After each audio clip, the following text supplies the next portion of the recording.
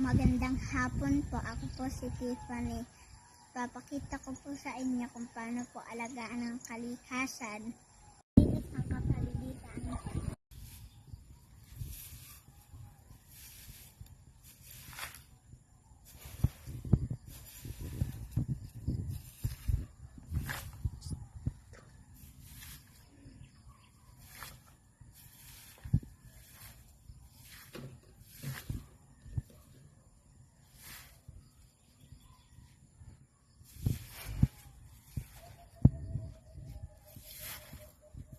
Magdilig ng mga halaman.